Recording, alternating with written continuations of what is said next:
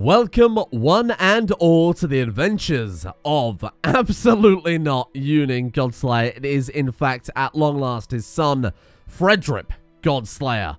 The man, the myth, the legend, the descendant of course, the true man, the myth, the legend, Yunin Godslayer, who yesterday tragically died a natural death. The first character I think we've ever had to die a natural death at the age of 67. His father died of suspicious circumstances, yeah. And then the closest thing we had to a natural death before that was somebody being fed a dirty concoction. 1% chance of death.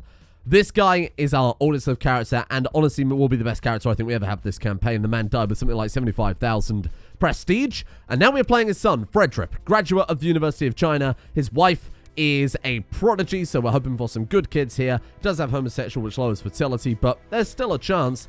His backstory was an interesting one. His backstory was something like, after working with the clergy, you have decided to take matters into your own hands or go out into the world and spread your religion to the deepest, darkest corners. I think it was a bit more violent than that. I don't remember the exact phrasing on the backstory, but it made him sound like a religious zealot, and I said, I guess we're a paladin now. Because when we first started playing as the guy, he was already in the Wolf Warriors Society at the rank of veteran, which is arguably the only society that suits him, given that none of the other societies have a religious basis like the Wolf Warriors do. They're a martial-based society, but they do everything for, as it says, in honor of Odin the All-Father. So this seems perfect for our character, perfect for his holy wars, perfect for his conquering, and that's exactly what we're going to do with this guy. Now, we have already holy warred all of Scotland. We managed to do all of that yesterday, and that's brought that nicely under the fold. Of course, we've reorganized it there. We do have to be a little careful of religious uprisings, because even though Ireland has converted pretty fast to Germanic, we've organized things very sensibly. I've given it to stewards, and I've made sure they've had castles and lots of support, and you know, set them up with the perfect hierarchy system to make sure everybody's got the right barons, the right dukes have the right counts, etc., etc. Everything is perfectly done on my side of things. Now it's down to our AI vassals to convert the realm culturally and religiously to Han-Norse and Germanic, respectively. Let's see what we can do here. This guy is continent. Well, that's not ideal, is it?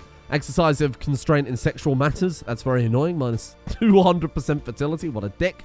Or maybe even so. So, again, we've converted it. We've really began actually converting Ireland over very quickly. What about culture? I haven't checked that. Oh, you know what? A couple of places have already folded to Han-Norse. 3 provinces there. Wow. Okay, not bad. Not bad. This is looking good. So, let's get out there. Now, I think England is the big goal. That's the big target of today if we can pull that off. But with going to holy war with England, we risk a holy war also with France, Italy, northern Spain. It will be a complete clusterfuck. And France, of course, own all of Scandinavia too. We're surrounded on all sides by Catholics if we go for that. So I think let's start small. Let's start sensible. Let's start with Wales. We already own Gwent, the Lord of Leinster. Apparently he grabbed that one for us. Oh, nice. We did a quest for the Wolf Warriors. And we've taught this guy some diligence. That's good. And remember, our character this time around, for the first time in quite a few generations, is just a nice dude. Whereas all of our previous characters have been, quite frankly, nutters, absolute lunatics. This guy's just kind of nice. He's diligent, he's patient, he's ambitious and brave and gregarious, he's socially competent, he's a charming, endearing guy. He's a bit slow on the uptake, not blessed with a towering intellect, but the support that he's getting from his realm, his artifacts, the wealth of knowledge left behind by his ancestors have really brought him up to be an incredibly good character, quite frankly. And he's a nice dude, and honestly, I think that's going to be a really nice change of pace. We're a nice dude, but we do not like heathens. Oh my god, what the fuck? Loki be cursed. Today I made a senseless mistake in the sparring ring which had devastating consequences. My opponent was not ready, and his blade easily cut through my armor. Have my ancestors withdrawn their protection? Oh no, we become maimed. Oh, we came one-handed. That sucks. Our ancestors weren't happy about our sacrifice, I suppose. Oh, fuck them, dicks. Wow, one-handed is so annoying. Our personal combat is in the toilet. One-handed ends severe. One-handed, one-eyed. Given minus 30 overall to that one. We can still redeem ourselves. We can still become a good fighter, but it's obviously at a very significant risk. Now, we have a quest from the Wolf Warriors to go loot Cardiff, so we'll do that. We'll kick things off right away, given it's adjacent to our province there. We'll keep our guy leading the troops for the time being.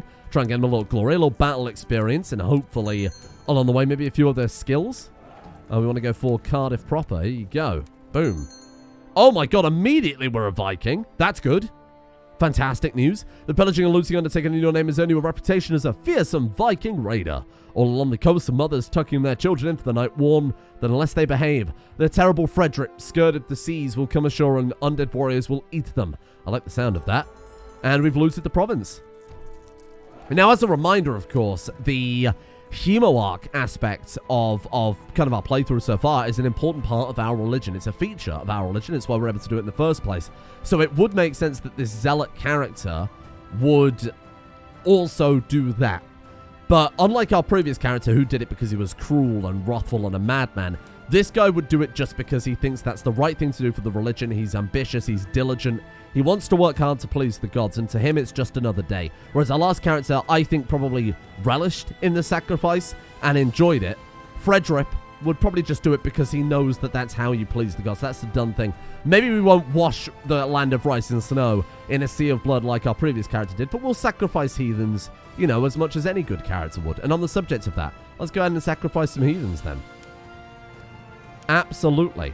Now, one thing we've also got is our Trojan, our Trojan Byzantine, Bardus, the son of the Byzantine emperor, who was born in our court because we kidnapped the Byzantine emperor's wife. Born in our court, he became Hanos and Germanic because he was born in our court. He has finished his education. He's a mastermind theologian, which is bizarre. And now, he's gone to university. He's still imprisoned by us, but he's gone to university. How the fuck? I guess you can still go to university if you're imprisoned? Maybe a shortcoming of the mod. The university mod there. I personally wouldn't have allowed that, but that's just me, I suppose. All right, well, let's keep sacrificing here. And that guy, when he's finished his university education, I suppose we'll release him back to the world, back to the Byzantine Empire, try and kill off the Byzantine Emperor. And I know that might not make much sense with this character. He's not necessarily a plotter, an evil guy. But in this case, having that would be an incredible way to proselytize, having a Hanos ruler, Hanos Germanic ruler, of course, of the Byzantine Empire. That's doing the God's work right there. And I think it is kind of on brand for this character. Oh. Okay.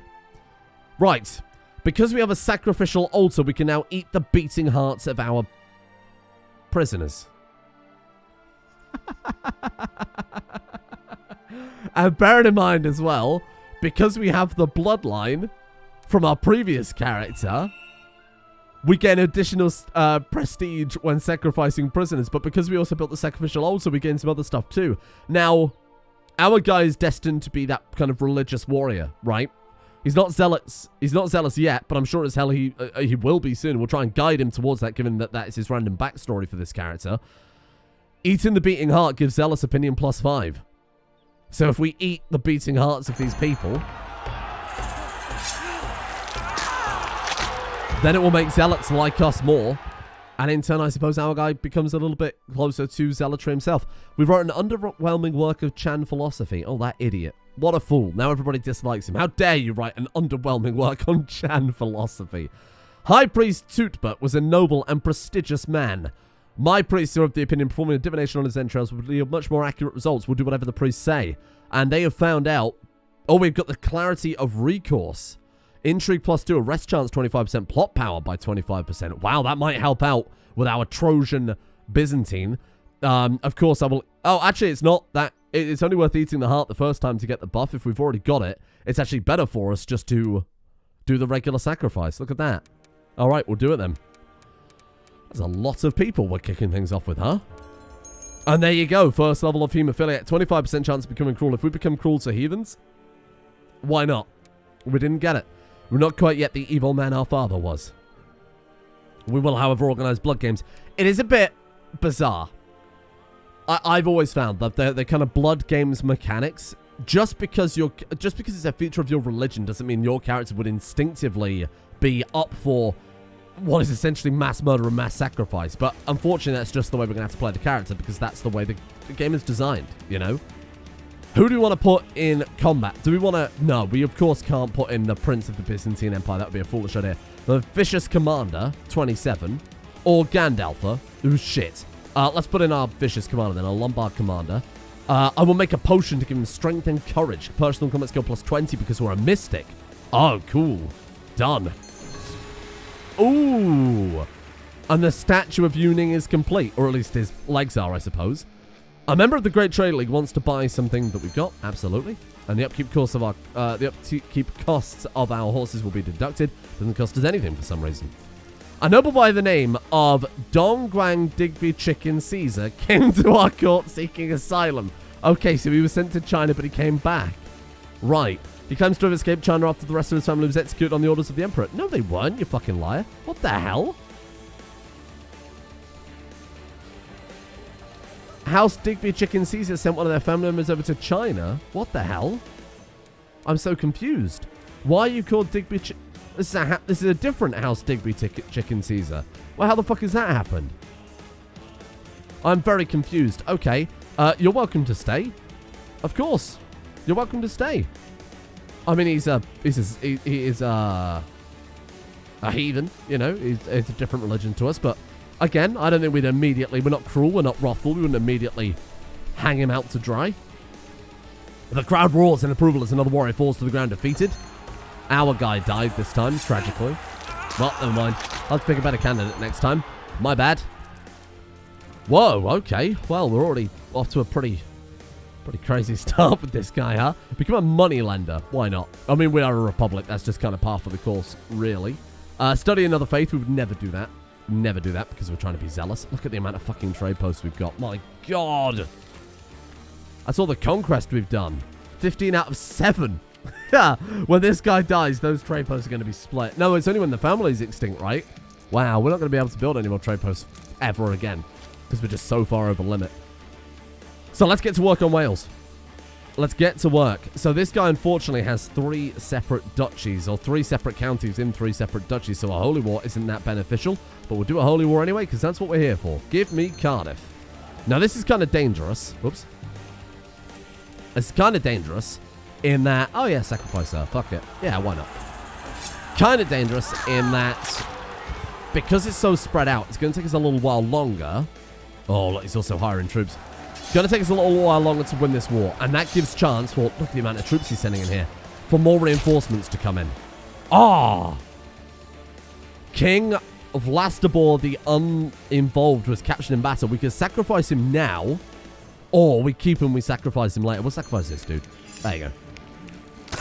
That option is because of the wolf warriors more than our own religious needs. One day you'll have to specialize. I hear the voice of my old quartermaster in my head as I look out over the battlefield at the hills of Ceredigion. Yeah, I'm sure that's how that's pronounced.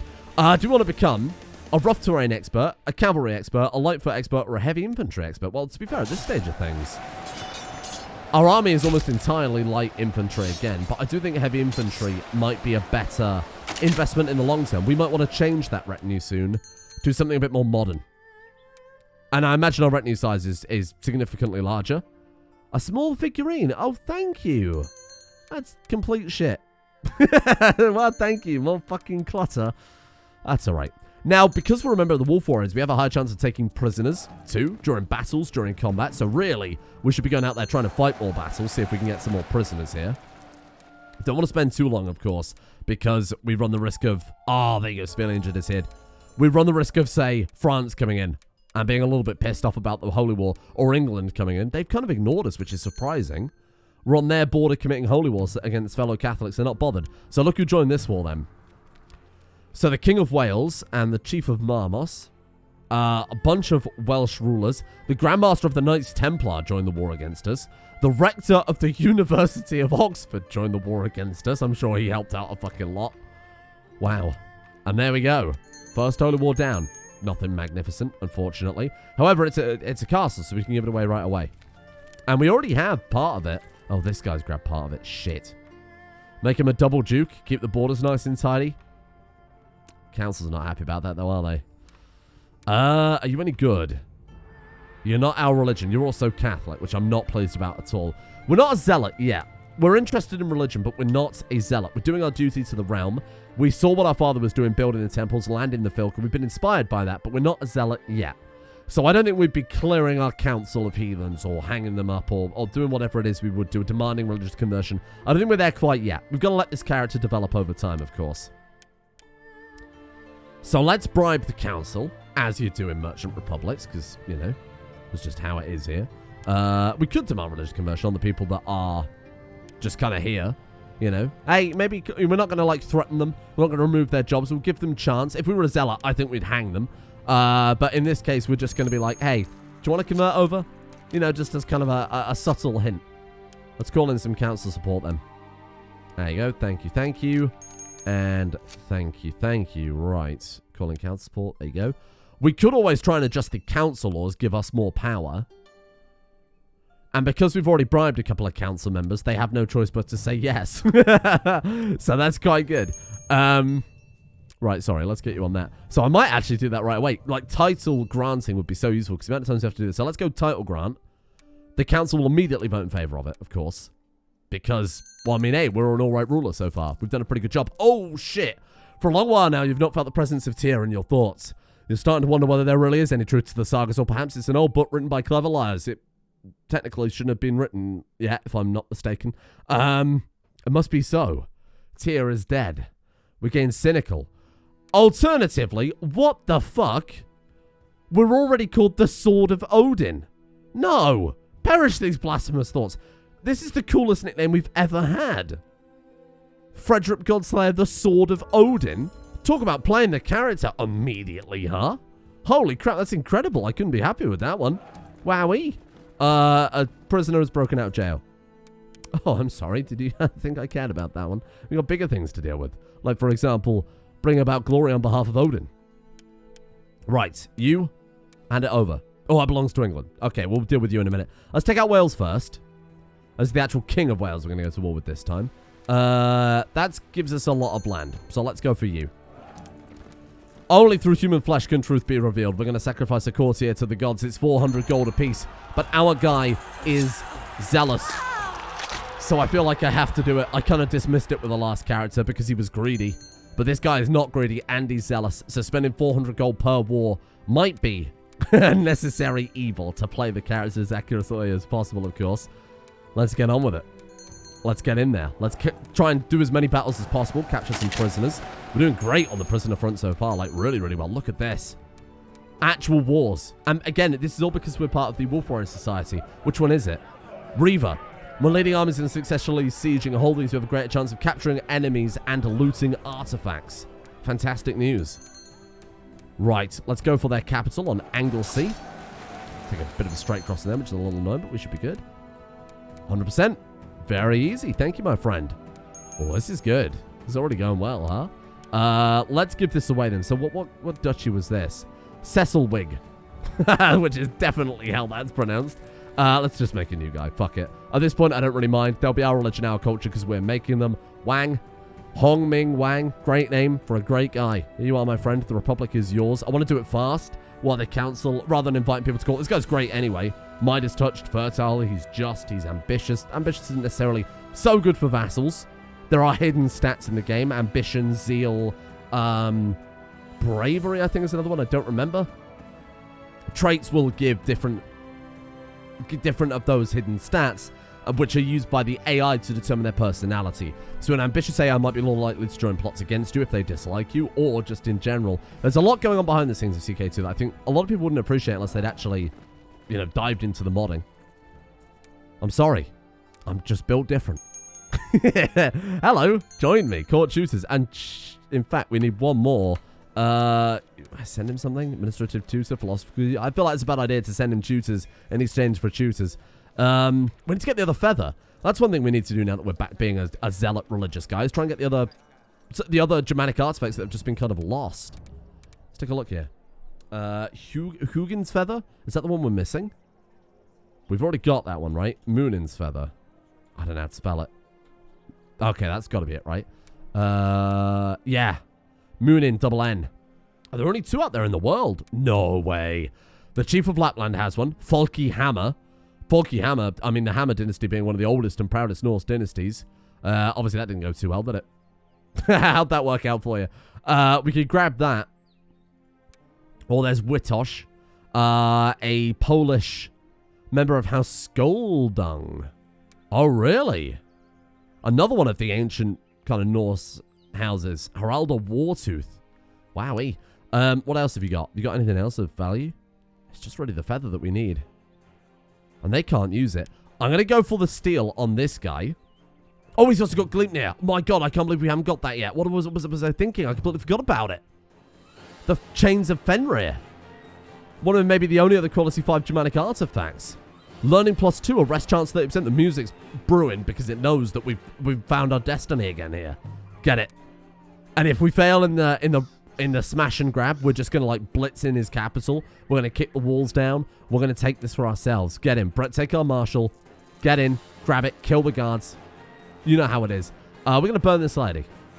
An Irish Duchess, burn her. She's Christian. We're a zealot now. We're embracing it. This is the beginning of our character's descent into religious madness. But he's still, you know, nice to his own realm. He's a temperate dude. He just loves Odin. We've arrived at Prince Mayor. No, we haven't. We've arrived at Folky of Laplands. I don't know why I've still never fixed that. Capital. As expected, it's heavily guarded. There's a group of guards at the main door of servants' entrance at the back and a window near the stables. Force our way in. We kick the door down and we say we are taking this. Rush the guards. 80% chance of success. This is mine now. What do we need? 55%. Oh, shit. It's almost 50-50, except not. Oh, we got it. Shit, that was one of the riskier raids. Oh, my God. But that's like it, though, right? That's the religious warrior aspect. We kick the door down. We kill the guards. We rush the vault. We grab it, and we get out, and no one was able to stop us. Gleipnir. Chains of Fenrir is in our treasury. Very nice. Good work on liberating that. Where is it? I wanted to take... Oh, and of course we've got that. We could equip it. And Varanort, but... You can make an argument we should equip it for the religious basis, but it is a cursed ring, and we would probably know that. Fafnir Scale, Bragg's Harp, Galahorn. The Chains of Fenrir we've got now too. I can't fucking see them. Where have they gone? We need to tie this treasury. This is a fucking state. This is an absolute goddamn mess. There they are. Silken Chains of the Great Wolf Fenrir. Now ruined and in tatters, yet still stronger than any mortal chains. 30% of rest chance. 15% threat decay speed. That could not have come at a more perfect time. So for the first time in this entire campaign, of course, we've started to generate threat, which is a way to stop you from just, in our situation, conquesting out of control. Just going absolute fucking butt wild because you just having to position yourself in a better place. The higher the threat is, the more likely people are to join defensive pacts against you.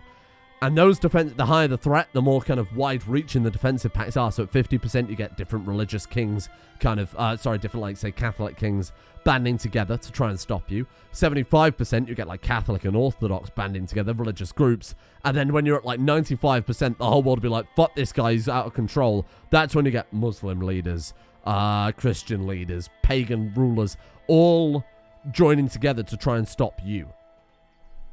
We do actually have a defensive pact here. Christian defensive pact against us. So a Grand Master of the Knights of the Templar, Queen Adelindis, King Vlastabor. Who's Queen Adelindis? She sounds like someone we should watch out for. King Theodosius of England. Oh, that's a shame. That Greek queen conquered England and then converted to Anglo-Saxon. So now her son Theodosius is just regular boring old Anglo-Saxon again. Oh, come on. Who is this queen that we need to watch out for? Not her. Queen of France, maybe? Nope. I have no clue. Queen of Poland? Queen of Spain? That's Samboja the Mild. I have no clue. Either way, doesn't really matter too much because we're still going to keep... What are we going to do? Stop? Odin wouldn't approve of such a thing. What, we're going to stop because we're scared? We're going to cry? No, absolutely not. We're going to keep going. Holy War for Powers. Get in there, kill them all. Actually, we should be able to see who she is. Because should have been called in now. Or unless she's already at war, of course. A little bit too busy, perhaps. There she is. Oh. Oh, she's the Queen of Brittany. Well, that's nowhere near as impressive. She's got 300 men. When you hear queen, you think like a queen rank character like what we are now. But no, she's just like a petty queen. Certain titles are still called queen, even though they're a duke tier. You call them petty queens or petty kings. Sure. Of course we will spend the gold for the gods. Really shouldn't keep doing that. Our realm is in tatters. The gods are pleased, but the economy can't handle this. Please, someone save my family. We're starving. Holy Wars. 4,000 gold a year. Oh, whoa. Patrician 10th Meridius has formed an alliance with Patrician Pan Chuke of Pan. Pan is the new house that I haven't renamed yet. Why have they formed an alliance? That's suspicious. Don't like that. Okay. Well, on the plus side, if the trade league want to keep buying all the stuff we're looting, and that should keep us going for a little while, we'll burn this down. Even though it's about to be ours anyway, we might get some prisoners out of it, you know? Right, this is part Powers, which honestly is a lot in England right now, which is quite annoying. Let's grab this one. That way we control 50% of it. And that way we should be able to keep... Oh my god, there's so many prisoners from this. Holy crap. We spent so long trying to become Hemoarch, and this guy's just going to do it in like 2 seconds flat. We still can't make it. Has somebody already got it? No. Oh, there's 4 provinces. 2 are in England. Hereford and Shropshire. Hereford and Shropshire are in modern-day England. That's what was confusing me. Okay, then. Right. So this guy, we've already gone to war with, so we can't declare war on him. This guy, we absolutely can clap his cheeks. Hello there. Retinues are so broken, aren't they? The fact that you can just say, hey, I'm going to be taking this one now. You can turn up and just annihilate him with 50 times the troops that he's ever seen in his entire life. A little broken. We've already won the war. Play the character. I'm sorry. We do it for Odin. It pains me to see all this gold pissed away. We do it for Odin. I do it for my city. I do it for my hood. Right, let's throw you away. Let's throw you away. We'll give those to some Welsh rulers very soon. 14 out of 8. We've got to give some land away here. Gwynedd. Can't make that because we can't get that one. We can't get Anglesey. We could plot to kill. We could place a bounty on him. I think plotting to kill isn't what our character would do. That seems underhanded and sneaky. Sure, it's for the religion. Very annoying. Let's give away some province. Oh, I shouldn't have given away that castle. That's my bad. We should give away some stuff here. I'm going to give this to you. Turnulwig. This is yours, my friend. Enjoy. Now, what was the other part? These two are part of the same one. So we'll also give him Beulf. This is yours. Oops, careful. There you go. Right, so he controls those. Eventually, we'll give this guy the duchy. What else have we got that we don't want? It's just this stuff here, right? Perfwidliad. Okay, let's make a new ruler here, and let's give him that one. And then this guy will make the Duke of Gwynedd when we can go to war again. Perfwidliad. Perfect. Okay, everything's back to the status quo then. 8 out of 8 on our domain size. What can we do? Hold a blue. We need to release the Byzantine kid before we do that. Because if we do it, we might run the risk of sacrificing him, particularly because he's quite an impressive guy. As he graduated, he's Gnostic. I think we just release him now. Be free, Bardus, because he's gone to school in the Byzantine Empire. They know who he is. He is always going to be Han Horst now, unless he converts back. But we've always got that, you know, that kind of inkling. If we're able to kill off the Basilius, he takes the realm. And the sooner we kill him off, the better, because that's less time he's got to maybe consider learning how to speak Greek and conversing religion. So let's do what we can here.